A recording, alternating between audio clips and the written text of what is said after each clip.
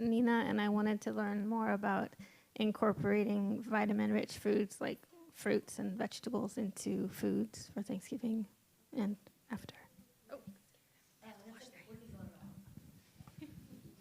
My name is Kelly, and I am a pescatarian, no dairy, so this is perfect. And Bamika, the way she was describing the class as kind of a more mindful way to interact with food just sounded perfect and lovely. So, yeah, excited. I'm Victoria, and I was attracted because of the Bhakti Yoga session that I attended a few months ago, and a friend invited me, so I decided to come. My name's Mamta, and I am trying to get back to my roots.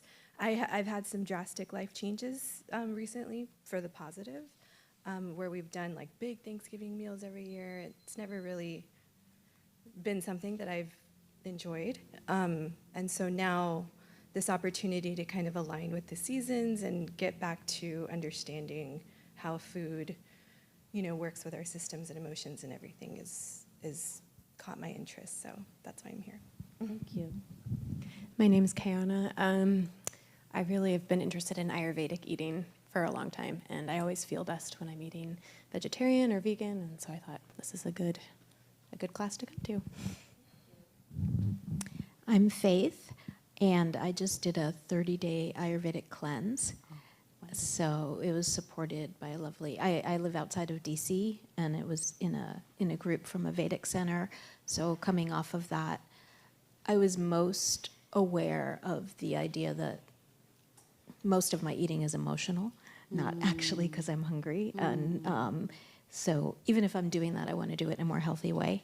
And also, yeah, I don't have any friends in DC, in Seattle, so here I am. Wonderful. Thank you. Thank you. Hi, everyone. I'm Chie.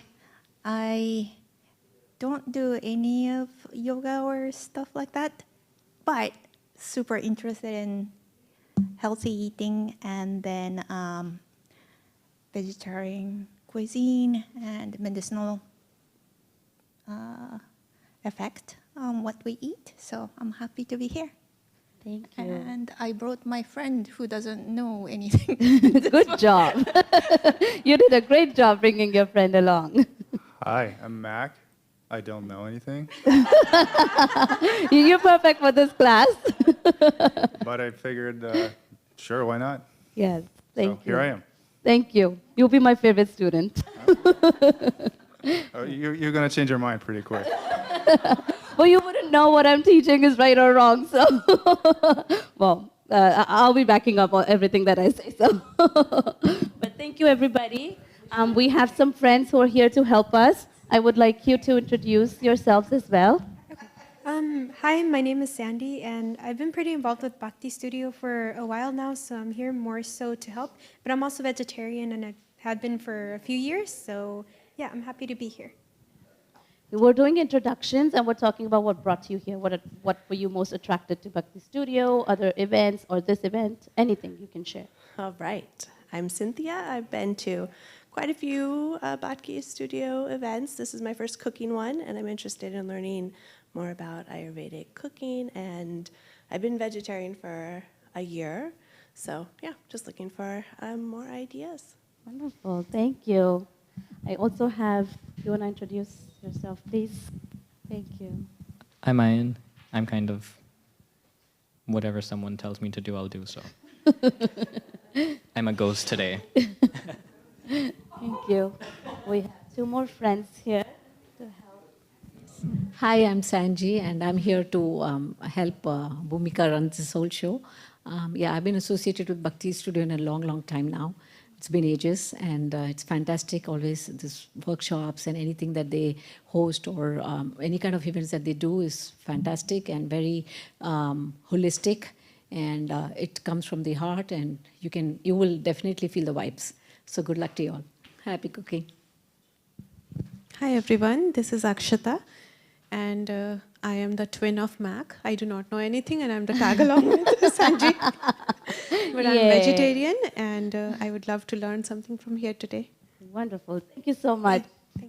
Natalie just joined us. I'm going to pass the mic to you. Sorry. We're doing introductions. Okay. So everybody had shared their names and what brought you here today. Okay, Natalie, good afternoon. I just was curious. So I was like looking for things to do. I'm new to the area, so I've read a little bit about Ayurvedic. Is that how you pronounce it? So then I was just like, oh, healthy cooking, something to do. That's really it. Nothing more than that. Wonderful, wonderful. Curiosity brings joy.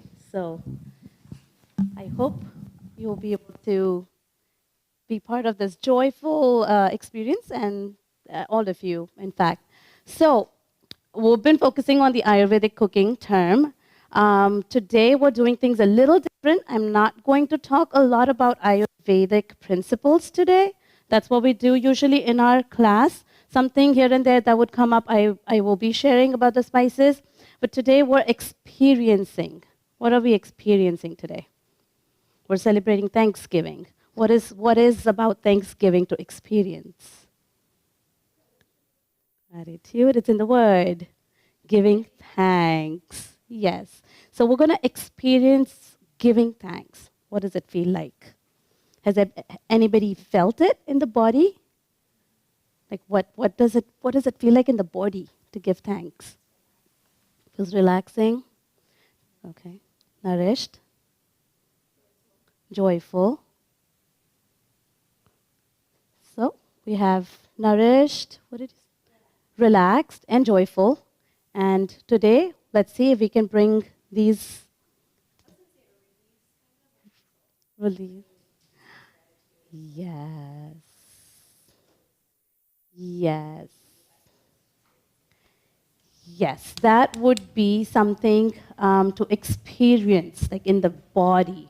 Because most of the time when we are giving thanks, it is, or expressing gratitude, in the back of the mind, we always want that gratitude to be received. Do we want that? Do we, I don't know. I have felt that sometimes. Does anybody resonate with that thought? Like if I am expressing my gratitude, oh, thank you so much. This gift was so wonderful. There is this expectation of the other person to receive that gratitude, right? But sometimes that doesn't happen. So does that still leave you with relaxation, nourishment, joy, and all of those things? What do you think? Yes, no, yes, maybe. Let's go with maybe. Wherever in our, it depends on the situation. Also depends on where in the body we are. So this cooking class is all about bringing you back to the body. So Yoga Sutras talk about how this body is made up of 5 layers, and the topmost body layer is called the Annamaya Kosha, which is made of the food we eat, the water we drink, and the air we breathe. So these 3 elements are the most vital to keep this body going. And only because of this body, we can access the other layers, which is the emotional layer, then is the wisdom layer, and so on. There are a total of 5 layers, which I won't waste time today because we have a long list of dishes to cook. So you have your name tags. Under your name tags, there's the name of your family. We have 3 families in this neighborhood today: Gratitude, Harvest, and Unity. I want you all to find your tables. I am going to keep talking about what we're doing, about experiencing, doing different exercises, but along with cooking. So when you go to your tables, there are 2 recipes that you'll be making. We're making, I think this was one of the things that probably attracted in the menu list was the vegan turkey. I guess for most people, at least that's what I heard from the feedback. So we're making 3 different types of cauliflower turkey. So Gratitude family is making 1, Harvest and Unity are making 1. All 3 are going to have different flavors. So Gratitude family, you have to get your turkey started right away because it's going to take 40 minutes in the oven. So it has to go in the oven the first thing first. So, yes. Less. I see. I can get to that. So let me see all my Gratitude family members by the table. and harvest family members by your tables. You can leave the cushions on the ground, and one of my friends will take care of the cushions. So we'll do our cooking standing up. Find your homes. So let's see. So one thing that's going to happen in the background throughout, we have 1, 2, 3, 4, 5, 6, 7, 8. Oh wow, gratitude family really showed up. So your table has some ingredients. It does not have all the ingredients. So you have to go and ask your neighbors. I tried my best as an old grandmother to keep this Thanksgiving party least chaotic. But we wanted to keep some chaos so we can feel the celebration. So to begin with, you don't have all your ingredients. You have to go and check with different families if they have what you need. And if they don't have what you need, it is somewhere in this room. So one of the helpers will help you. This is the sharing table. But you can come and ask the helpers. You can come and look at it. But it doesn't seem like, but it has been kept categorically. So that being said, the idea is that we are complete only when we are together. I see some of the ingredients have been moved, family members, wonderfully.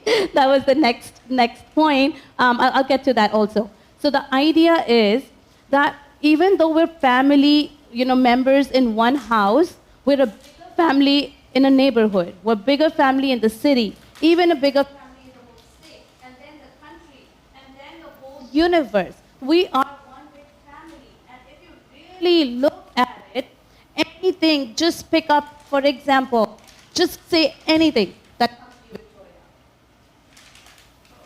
Anything. Just one word, a thing. Anything. Hope? No, a thing. Yep. Cauliflower. All right. So let's think. Cauliflower, where did it come from? Did you grow it? Did you brought it to the store? Did you pack it in the plastic sheet that we don't need? So we didn't do this, but we are going to use that cauliflower. Somebody in the world found a seed, sowed the seed, watch it grow, watered it, tended, cared for it, and then maybe somebody else bought it from this farmer, took it to the store, and then maybe even before the store, there were so many processes it had to be packed. It had passed so many hands for us to get this on this table today, and then so many hands together is going to create it into a dish. So just like this cauliflower, everything that we have in life has traveled. The things of this world were before us. They will be here when we are gone. They're here now. So they're here. They're endless. Maybe we can see things destroying, and we can say it's the end of that thing, but what it was made of, can it be made again? Everything that exists will continue to exist. So we have to find our connection. And sometimes in our fast life, we cannot connect to everything, right? We cannot connect to everything that we have. We cannot connect to a pen that we're writing to. Oh, dear pen, thank you so much. You came into my life. Because of you, I'm able to write this very, very important contract today. So because we're not able to do that consciously all the time, we have this access to expressing our gratitude whenever we can. There is no time to it, there is no schedule to it, and it doesn't necessarily have to be towards anybody. It could just be towards the process of something coming to you. So I'm waiting for the cauliflowers, so we can move on to the cauliflower process. Okay, I'm going to come back to the recipe. So for the gratitude family, and at the end of the class, you'll have access to all the recipes.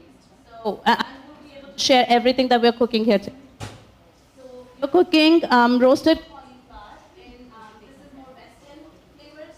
The other two are more Indian flavors. I'm Indian, so I couldn't leave the Indian flavor behind. So this is a very simple recipe. You'll be needing a blender and all the ingredients. When you go over it, just blending all the ingredients together and rubbing it on your cauliflower. Like if anybody here has made turkey, You're just putting nicely covering your vegan turkey with the spices. So we have this. I need one. I hope everybody here has washed their hands. All right, so let's have you guys wash your hands because we're gonna our food. So for everybody else, are on limited time, and these recipes need to be baked. So yes. So the green part of your cauliflower has to come out, and just cut a tiny little part of the stem so the whole plant stays together. So going back to the thought that we're all connected together. Yeah. We're here as a neighborhood, a bigger family. So whatever the other family needs, you take care of that. And if something's not been taken care of, you ask for that. And thank you so much for the people who moved out and joined the other family who are missing some members. So we'll begin with you guys prepping for your cauliflower. So you're mixing all your ingredients. Read the thing. For your measuring spoons and cups, you can go to the sharing table. Now what? For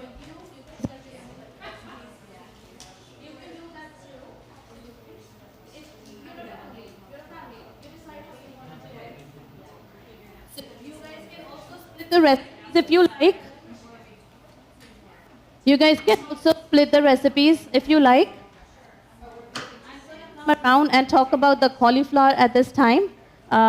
So for your cauliflower dress, this is everything that you need for your cauliflower recipe. And today we don't have time to go over the ingredients, what it means and what it does together. We can do that if you have particular questions at the end. So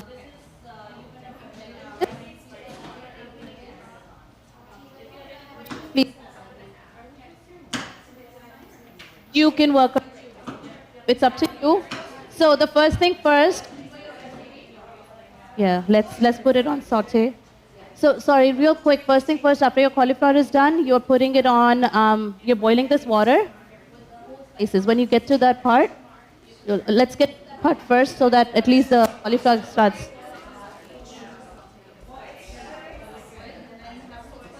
In one of your. You can put in the whole spices. Yep, yep. No. Only the whole spices. Yep, only the whole spices. Yep, so that one stays. Yes, yes. So, one of the recipe is not vegan. So, whoever is not vegan, this cauliflower recipe is using yogurt. With a show of hands, can you please tell me who are vegan? Let's see, vegans. All the vegans. Well, that's fine. Everything else is vegan. There's only one dish that's not. It requires yogurt.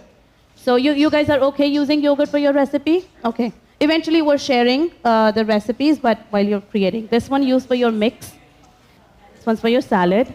We have yogurt. Sage is for them.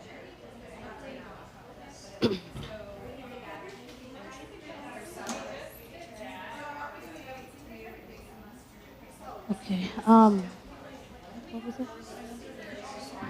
We don't have compost, do we? Yeah, we don't have a separate compost bag, right? Yeah. So there's one here. Convenient. So you can use this. Then we can put it over there. Yes. Using water. So sorry, I to change. Yeah. You can use this one for the salad.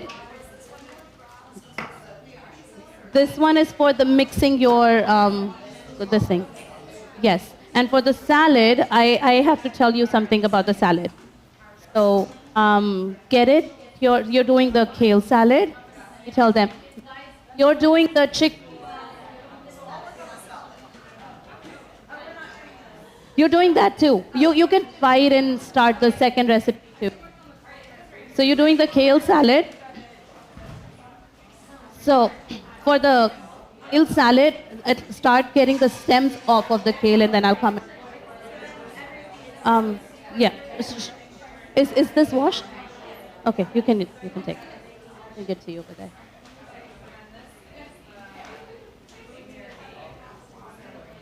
I don't.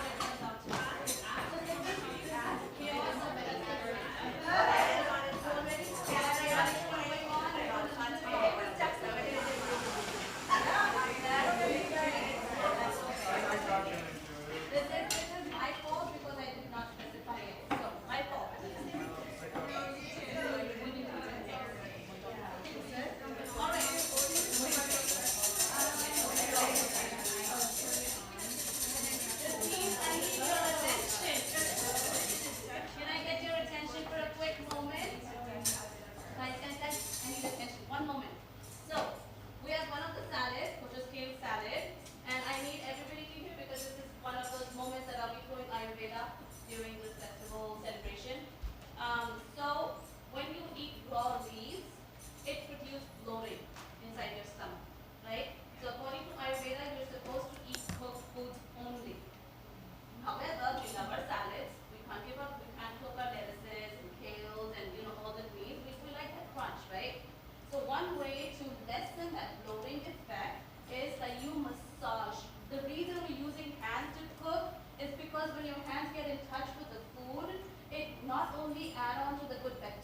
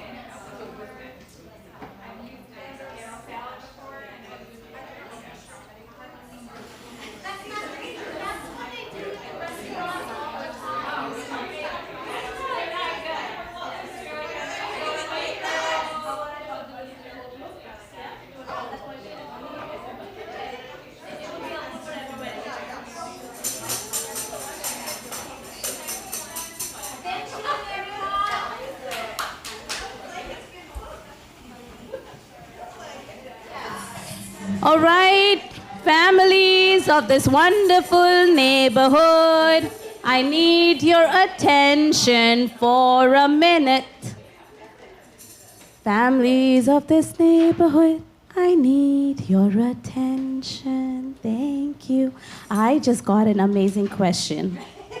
I love that question. So I thought everybody can benefit from that answer. So the question is that doesn't the food get infected that we are using our hands? So there is a possibility of it getting infected, but washing your hands kill the most germs that a sanitizer would do too. So your hands are clean, and we trust one another. So if one was to think about this problem, if my food has been infected, go back to thinking where your cauliflower has traveled from.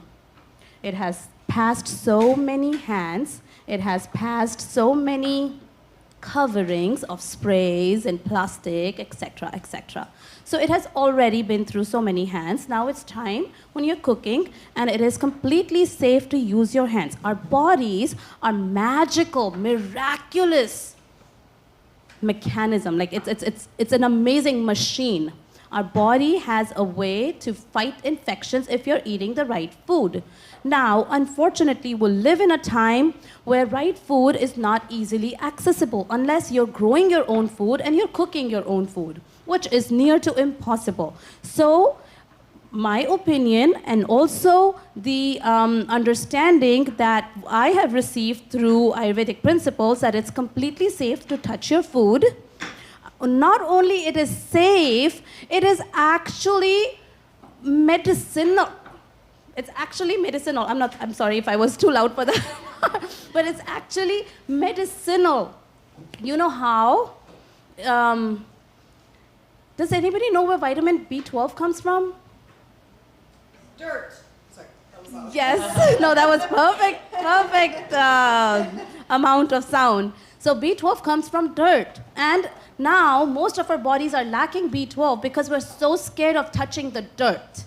That is where, and then when it gets in contact with your skin actually activates the benefits of B12. So now that we are relying on the extra supplements, this is one way when our hand touched the food, it is actually turning it into a sort of probiotic. Even though it's not fermenting, but that bacteria that is that lives on our skin is interacting with the food. So given that you're giving your body healthy food, for example, we're working here with kale, and this kale is healthier than many other foods that we would normally eat.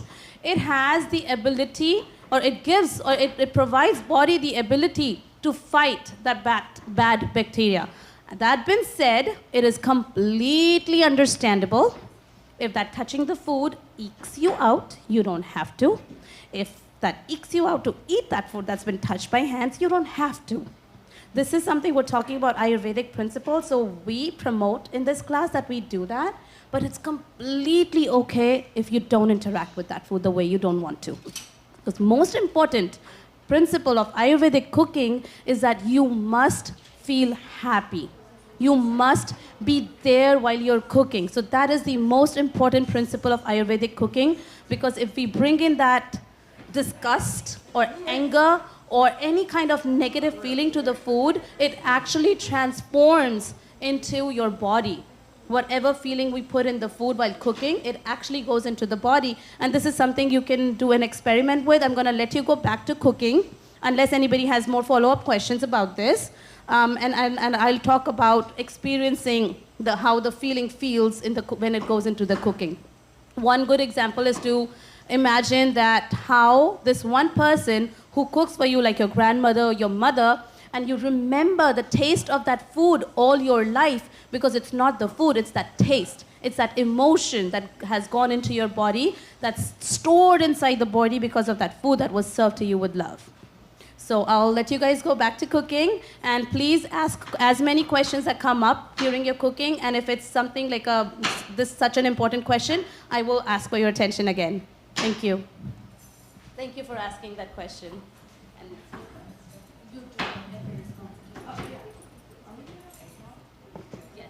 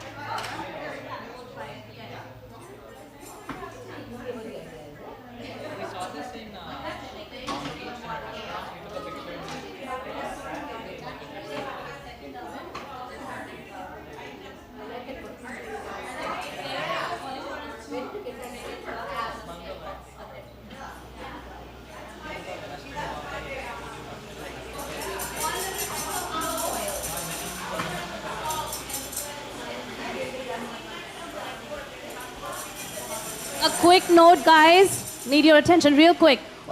So even though we want to taste our food really, really bad, and we might have done already, and that's okay, moving on, we're not tasting our food, okay? There's a reason. We're going to come back to it. So we're not tasting our food. And we're going to live with the chaos as we're living with this turkey. It's okay if we blend in our rosemary or stuff. It's okay if we mess up the recipe, but we're not fixing our recipe. Okay? You guys heard me? All right. Thank you. Thank you. And it's